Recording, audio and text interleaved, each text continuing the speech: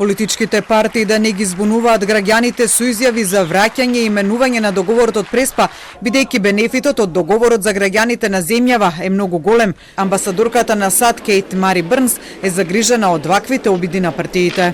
What concerns me about attempts to confuse people about the impact of PRESPA, of what it means and what it has meant for the country, is that it risks losing the transformative effect that PRESPA had. It risks confusing people about the benefits that they can have in terms of creating new opportunities, expanding regional cooperation, bringing in foreign investment, and creating this positive future. So when I hear things that talk about walking back PRESPA, changing, reversing PRESPA, I think the citizens really need to think about and to know about the benefits that have come from this. За последиците доколку се реализираат најавите за враќање на Преспанскиот договор во контекст на НАТО и Европската унија, Брнс вели дека тоа би било испраќање на многу различна порака кон партнерите.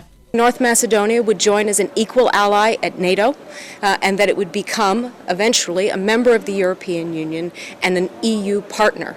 All of its fellow members of the EU. That's an important message, and the consequences of saying that you don't want to recognize all of the achievements of PRESPA, the looking forward, the moving forward, sends a very different message. Американската амбасадорка во тој контекст побара фокусот да се задржи на еднината. Focused on the future.